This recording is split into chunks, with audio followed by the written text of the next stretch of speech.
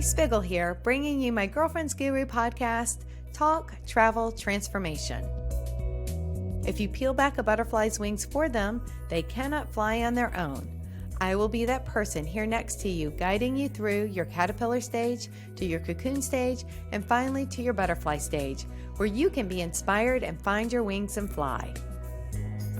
It has been my heart's deepest desire to curate my transformational experiences for all my wonderful girlfriends, because when I find something I love, the thing I love even more is sharing it with another girlfriend.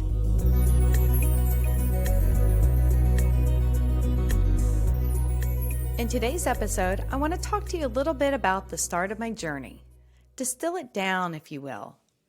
The word distill is a verb. It means to extract the essence element of, or to refine the design or layer of. So I'm going to distill, well, try to anyway, and narrow down my top 10 for transformation. I just love top 10 lists. Maybe it's from childhood watching David Letterman, or maybe I just like the ring of a slogan that my mind can just kind of anchor around, but top 10 lists are the bomb.com in my opinion. I want to keep things simple and digestible. I'm showing you the buffet of transformation, if you will. So let's do this. I've really been reflecting on the start of my journey when I didn't have it all together. Who am I kidding? I still don't have it all together. Don't tell anybody. I'm working on it still. And as the saying goes in my household, we may not have it all together, but together we have it all.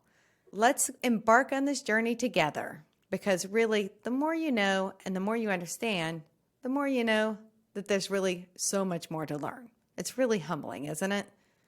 As I touched on in my 5-minute intro, before my mother passed away, I was one of those people blessed with glass half full spectrum of the happiness scale.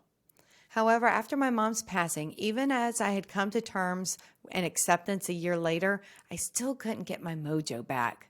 I was generally happy, but I knew at a very soul level that I could really be happier. Guru means teacher. I had lost my first teacher, my mother. So off I went in search of a guru. And the funny thing happened. I didn't just find that one true guru that I could just follow unequivocally. I found so many gurus and all different shapes and sizes, and each one brought back a missing puzzle piece. I have a Kellyism. When there's a missing P-I-E-C-E, there's a missing P-E-A-C-E. With that in mind, let's jump into this top 10 list. Are you still with me? Number 1, yoga. Well, okay, that might be a no-brainer. I became a certified yoga teacher, and maybe my podcast will inspire you too to become a yoga teacher, but at the very least, I hope it gets you onto a yoga mat. In the West, most people hear yoga and they only think yoga asana. Asana, the postures. It means to take a seat in the body. There are actually 8 limbs to the path of yoga. Yamas, niyamas, asana, pranayama, pratyahara, dhyana, dhyana, samadhi. What does all this mean? What are these Sanskrit words you're throwing at me, Kelly? It means personal restrictions, observances, then postures, then breathing techniques. Then we withdraw from the senses. Then we invite concentration, meditation, integration. New to Sanskrit? Don't worry. There are going to be whole episodes on all of my top 10. But for now, just think of them almost like the stairs of a step, one leading to another, each to reach an end goal. That word again, yoga. What does yoga mean anyway? Yoga means to yoke, oneness, back to oneself, if you will. But I think it's also more realistic to think of these 8 limbs instead of just like stair steps. Let's think of them as spokes on a wheel. All of them have equal importance and are integral to the integrity of that wheel. So yes, when I first started out, it was all about going to that hot yoga class and getting my sweat on. But through my teacher training at Asheville Yoga Center, where I've done my 200 and 300-hour trainings, yoga has been so much more than asanas for me. How do I describe it? Yoga really has taken me on a journey of spiritual curiosity, and it just keeps blooming season after season as I learn more and more about myself. Remember, I said we're going to get into the discussions on all the spokes of the wheel, but for now, let's embrace the physical practice of yoga. Yoga is truly for everybody. I didn't say everybody, one word. I said every, big space, body. I don't want to hear, well, I'm not flexible enough for yoga. I have a bad back. I have a bad knee. Are you kidding me? You are the very person that needs to get into a yoga class right now. There are so many types out there. Pick a type that is best suited for your body. Yes, if you have a knee injury or shoulder injury, you're not going to be going and doing a class that has 50 chaturangas. Just trust me, yoga is the answer. Who cares what the question is, right? Get on your mats, girlfriends. And if you want to practice in the privacy of your own home, well, go to my website, girlfriendsguru.com, and join my mailing list, Girlfriends Guru Gang. I will send you easy 20-minute yoga sequence videos. Then I also have a relaxing 20-minute yin sequence that you do all on the floor. And then I have a 10-minute heart chakra meditation. Oh, meditation, great segue. Number 2, meditation. Meditation is something I most definitely will have to unpack. I was almost allergic to sitting still. I have some stories to tell you, girlfriends, including the first day of my transcendental meditation training in New York City. The streets were filled. It was one of the city's largest protests ever. It was January 2017, and they were all there to protest Trump's presidential election and inauguration. It literally took me hours wading through masses of people to get to this meditation training. I was, of course, very late, and there was so much energy in the streets of Manhattan that no matter what side you were on, they were literally shouting their opinions. I showed up a hot mess. Not exactly the fertile field in which you want to embark on any meditation quest. Or was it? Did the universe give me exactly what I needed? Girlfriends, that's the way my mind was. It was like that monkey mind that you always hear about, jumping from thing to thing and energy from this to that. If I made friends with meditation, you can too. I really am excited about the meditation guests that are coming onto this podcast. So be ready to learn from the masters. And just like yoga, there are so many, quote, styles of meditation. I thought you just had to sit still in a room for 20 minutes. Honey, that is not the case. But for now, we're just painting some broad happiness strokes. So even if you're a seasoned meditation pro, I want you to return for a moment to that beginner's mindset. Why don't we all give it a try? If you're in a place where you can do so, let's just take a moment to connect to our breath. Take a moment to settle into your seat. Allow your seat to grow heavier in the chair, and at the same time, sit up nice and tall. Breathe up and down your spinal column, breathing from our root to our crown. Deep breath in, and an even deeper breath out. Breathing in, I calm my mind and body. Breathing out, I smile. How did that feel? One of the first things that helped me when I started doing meditation was repeating mantra.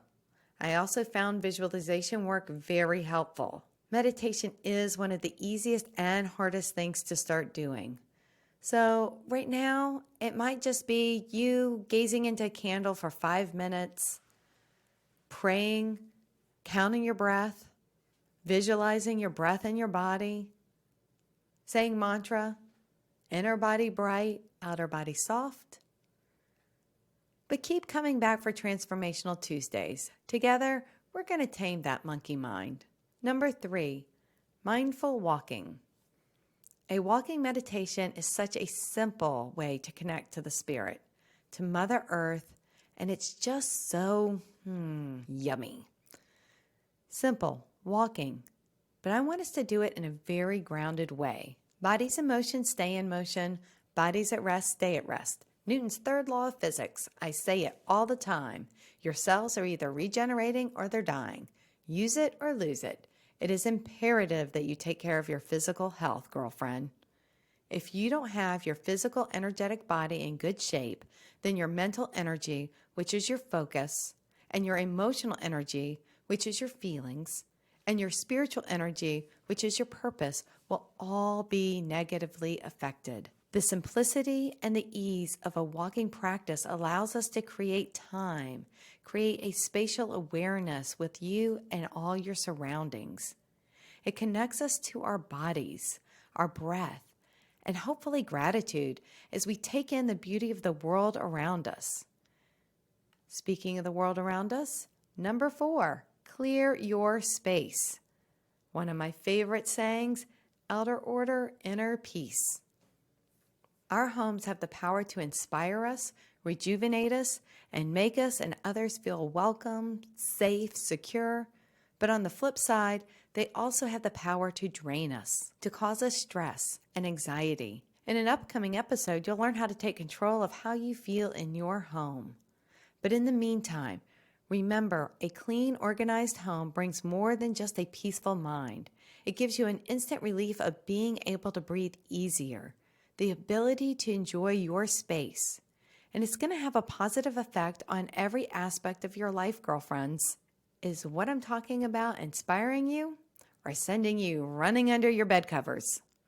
Remember, I am not perfect either. I have a garage and a bonus room full of junk myself. But I too am committed to a year to clear, to dig in and bring in the experts to help us clear the clutter out of our life for good. In the meantime, can we just stick with the 10 theme? Can you commit to doing a tidy in 10 for just one day? Can you string that one day of tidy in 10 into 10 days? I'm going to do this too. Let's let each other know how it goes. Oh, I can't wait to see the comments come in. But hopefully, as we sweep away the clutter blocking the flow of energy in our houses, we can sweep away some of the issues also blocking our life. It's going to happen. Trust me, girlfriends. Still under your bed covers? 10 minutes too much? Okay, well, so here's a radical idea. How about taking a minute to put things away? Just do it with awareness. Take 60 seconds to move a pile from one corner to another. Push the chairs in. Turn off the lights, make the bed, cap the toothpaste, lower the toilet seat, put the books, the reading glasses, the remote control, the car keys, all those things just lying on the counter back in their places. Just a simple, quick, easy task that moves just a bit of stuck energy. Girlfriends, what does it feel like to place one thing where it belongs every day? Try this for 10 days. Let's just see what happens. Number 5, connect with community. Girlfriends, I really hope you stay with me on this journey and come back each week to listen to the gurus that I've lined up for you. Remember, that's the inspiration for Girlfriends Guru. It's not that I think I'm any sort of guru. It's just that I want to bring to my girlfriends access to all my gurus, my teachers, and the lessons that I feel so incredibly grateful for that crossed my path over the years to you guys. We're going to create Sangha. Sangha means community. Together, as we find a sense of connection and spirit, we can unpack some of these questions that I know are on your heart as well as mine. I look forward to engaging with you on social media after each episode. Let's keep the comments coming at Girlfriends Guru. And in the psychology book, Finding Flow, national survey data reveals that when someone claims to have 5 or more friends with whom they can discuss important problems, they are 60% more likely to say they're happy. The number of friends is not as important of an aspect here. It's all about the effort you put into relationships that matter.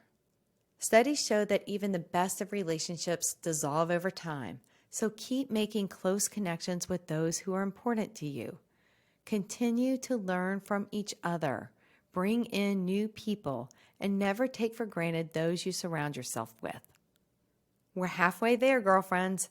Yoga, meditation, mindful walking, clearing your space, connect with community. Number 6. Journal. My younger sister, Christy, gave me my first journal Christmas 2013. Nope, I wasn't that girl with a cute little diary with a lock on it stuffed between her mattress growing up. And as a matter of fact, I was the little girl that blocked away all her feelings and did not dare to express them. More on that later. The description on the journal I received said, This is for you to write in at least 10 minutes a day. It can be your wishes, your gripes, funny things the kids said, happy thoughts, and ideas.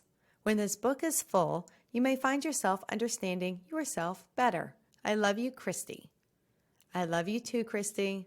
And I love you too, all my girlfriends. So that's why I'm saying start writing. I can't begin to tell you how healing this simple but yet so effective task is. Make it your own. Dream the impossible, seek the unknown, achieve greatness. If staring at a blank page gives you writer's block, there are so many fun journals out there now. They have all kinds of prompts, bullet journals, gratitude journals. Just commit to doing one of these top 10 things every day that makes you happy, and then journal about that experience. Right now, it's the fall season and it's a time of reflection. I've been looking personally over all my journals over the last several years, and it's now with a little distance from the experiences that I can truly see the growth I have experienced. It is so easy to forget the transformation unless it's documented. As one of my sweet yogi friends, Melissa Vance, said, journaling is so important, not for dwelling in the past, but instead to witness the progress unfold and serve as a reminder to keep us moving forward. So let's embrace the upcoming changes with open arms and release your grip on the things that you are ready to leave. Number 7, read inspiring books. Did I mention that when I started my deep dive, I did read a lot of books? Some of them helped, some of them inspired. Oh, but I did wade through a lot of generic and empty advice. Remember, I had lost my mother and I was looking for someone to tell me what to do. There was so much fluff out there, vague promises, empty, and a lot of them without any scientific research to back it up. As a Georgia Tech graduate, that wasn't going to do. So I, of course, decided to go off the deep end researching. I read really boring books by researchers and psychologists and academic papers and clinical studies. You, my girlfriend, do not have to take years off your life to read these. Just remember, I'm going to distill it all for you. So let's go back to the beginning. When I first started out, I turned to happiness guru Gretchen Rubin. She researches the bejesus out of the happiness topic just as much as I do. Ooh, side note. I had the chance to meet her in New York City after one of her lectures, and we were like, soulmates, soul sisters. Well, maybe that was just me, but the BFF thing was definitely going on in my head. I digress, but her new book, Happiness Project, had just been released, so I gathered a group of girlfriends back in North Carolina for a, quote, happy book club. Let me tell you, it was sort of a disaster. We had committed to reading a section, gathering together, meeting and discussing our takeaways once a week. Right about the time we arrived at the very last chapter, one of my girlfriends realized she had downloaded the wrong book on her Kindle. Now, this might explain why she was so lost in our discussions, but I tell you the story because it's not just good for a laugh, because it is, but we were all just young, busy mothers. And it kind of goes back to that community thing. We didn't know what we were doing. We just dove in. It was messy. It was perfectly imperfect. Ooh, that's another good book to start a book club. The Gift of Imperfection. Little shout out to my girlfriend, Brene Brown. Don't wait until you have it all together. Don't wait until there's more time in your schedule to read more. Make time to fill your mind with beautiful and inspiring words. What you think about, you bring about. Don't let the urgent crowd out what is important. So girlfriends, read, reflect, fill up your happiness bucket. I already named Gretchen Rubin and Brene Brown, Deepak Chopra, Don Miguel Ruiz, Thich Nhat Hanh, Eckhart Tolle, Michael Singer, Oprah Winfrey. Oh, the list goes on and on. I'm just going to put it in the show notes. And I'm always posting what I read on Instagram, because when I find something I love, the thing I love even more is sharing it with another girlfriend. Number 8, be in nature, wandering encouraged. Somewhere along the way, I realized how out of season I was living my life. I didn't realize how out of touch I was with the rhythms of nature. So I started to connect to energy work, both with the help of acupuncture, and I myself became a level 2 Reiki master. It was a slow process of how to recalibrate and to become more aligned with the energy of each season, heck, each day. And on some days, I'm working on what's the energy of the hour. Watching your energetic vibration takes practice. I will walk you through the action steps to feel better and increase your emotional vibration. I will share with you amazing tools and my love for where East meets West in acupuncture, Reiki, and more. But in the meantime, girlfriend, open your front door and simply walk outside. Feel the wind touch your skin, smell the aroma of the air and drink in its taste. Listen to the sweet sounds of nature. Nature is always in the present moment, just inviting us to be back present with her. Mother Nature is both powerful and yet a gentle force. Nature doesn't ever downplay her wonder or beauty. And into the forest I go to lose my mind and find my soul. Nature doesn't hurry, yet everything is accomplished. Are you guys inspired yet to walk out that front door? Nice segue to number 9, actually. 9, unplug from technology. Most everything works better if you unplug it for a while, including you. Personally, I try to spend some time in my garden whenever I'm home. I find it so incredibly healing for me. Planting and tending my garden allows me to spend time in nature that's just so very personal, and it's such a hands-on way. Get yourself a plant and learn to take care of it. But even more, I want you to unplug to get back to taking care of you. Hit the reset button and incorporate some self-care into your week starting today. I will repeat, girlfriends. Self-care, self-care, self-care. Why is it as women we always put us last on our to-do list? When you're in a plane crash, and I know this from firsthand experience, my husband was on the plane crash, that miracle on the Hudson that Captain Sully Sullenberger landed safely in New York City. They remind you, put the mask on yourself first and then your children. Mothers, you're not doing your kids any favors by running yourself into the ground. Remember that bullet journal from 2013? I went back and reread it cover to cover. I had a page that said, Massage versus Acupuncture, 2 self-care routines that I'm going to put on my happiness to-do list this month. Can't wait to see which one I like better. Well, it's many years later, and I can attest that both are now part of my, not just every once in a while, but my monthly self-care routine. I go to see my acupuncturist every time my plane lands on the ground or I finish leading a retreat. I can't wait to have Dylan Best bless us with his amazing presence and tell us more about acupuncture. Back to self-care. Somewhere along the way, I began to realize that happiness isn't just a goal that can be directly pursued, but rather it's an indirect consequence of a life well lived. You decide what's best for you. Is it a bubble bath, a Korean face mask, to going with me on a Girlfriend's Guru all-weekend retreat? Happy people know that self-love isn't selfish. Don't let the urgent of all those blips on your cell phone crowd out the important. Nurture yourself. Are you beating yourself up about the places you fall short in doing any of these practices? That's where number 10 comes in. Practice forgiveness. First and foremost, to yourself. Forgiveness. To yourself first and foremost. Forgiveness. Setting boundaries in our adult chair. Practicing love until you remember you are love. All is coming. Clearing karma with rewind exercises. Manifesting grace through gratitude. Oh, my journey was a long and twisty road. But here's the deal. When it came to forgiveness, I thought that if I let go of my pain, then I would let go of my protective inner fortress.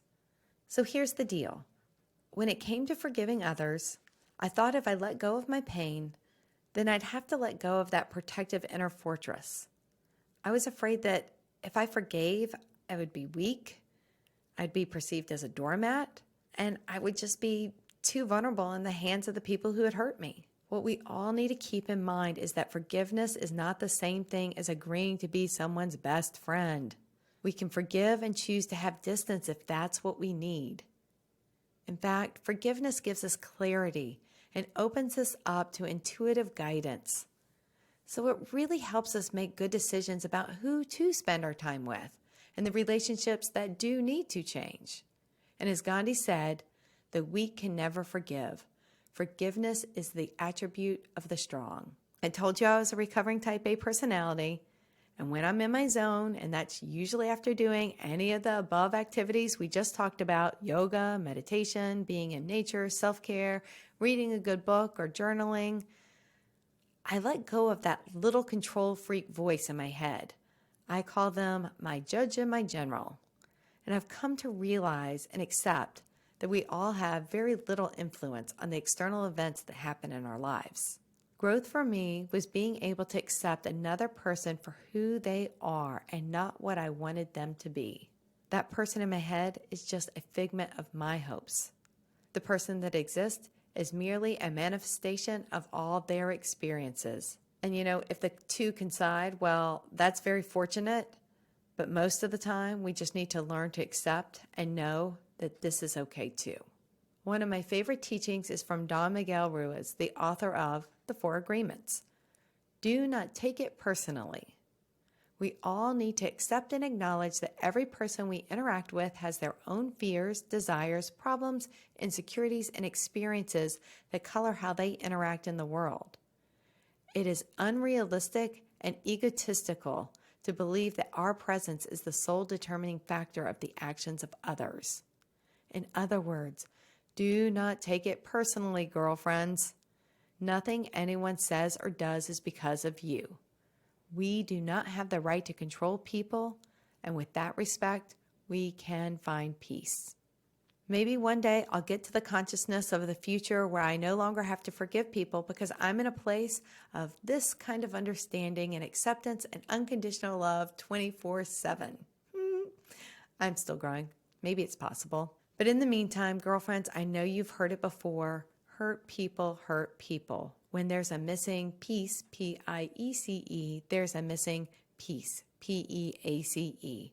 Do not take anything personally. Nothing anyone says or does is because of you. And besides, you'll never be truly happy if you continue to hold on to the things that make you sad. In the spirit of forgiveness and letting go of what no longer serves you, I'd like to end with everyone connecting to their breath and their body. So, if you're in a position to do so, let's practice the pause. Just sit. Witness the breath as it runs up and down your spinal column from your root to your tailbone, all the way up and all the way down. Tailbone to crown. Practice the pause, deep inhalation and deep exhalation. Inhale, pause before judging, exhale. Inhale, pause before assuming, deep exhale. Inhale, pause before accusing, softly exhale. Pause whenever you're about to react harshly.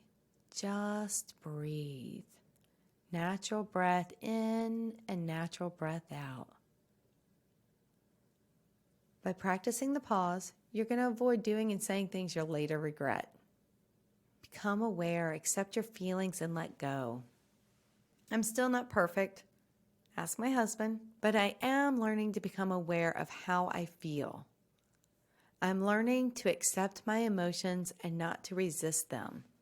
I'm learning to allow myself to feel and then to let go. Be the change you wish to see in the world. Number 1, yoga. Number 2, meditation. Number 3, mindful walking. 4, clear your space. 5, connect with community. Number 6, journal. 7, read inspiring books. Number 8, be in nature. Number 9, unplug from technology. And lastly, number 10, practice forgiveness. These are all small steps leading to big change. We attract what we want by being what we want. This podcast will continue to explore ways in which you too can design a life you love. These are all such small steps that lead to big change. We attract what we want by being what we want. This podcast will continue to explore in ways which you too can design a life you love. So, to all my caterpillars, let's find our warm cocoons and seek tools for transformation to turn into our beautiful butterfly selves. Remember, you become light by doing things that spark the light in you. I know I've said a lot of things in today's podcast. I hope one of them lit a spark in you and you can connect more fully to your love and light. All of today's information will be transcribed in my show notes. Choose what resonates with you. This is going to be a fun journey of awareness and self-discovery. Whatever makes your soul happy, do that.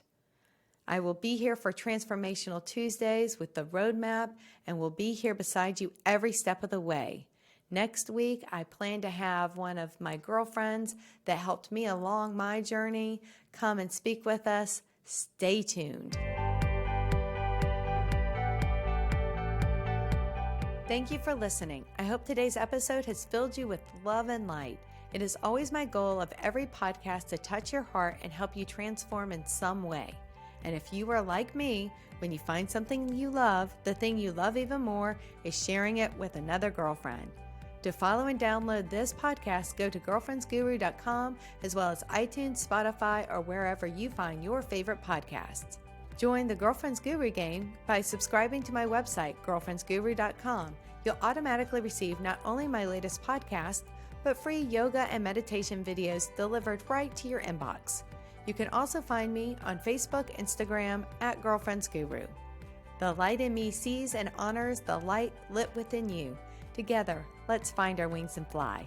Namaste, girlfriends.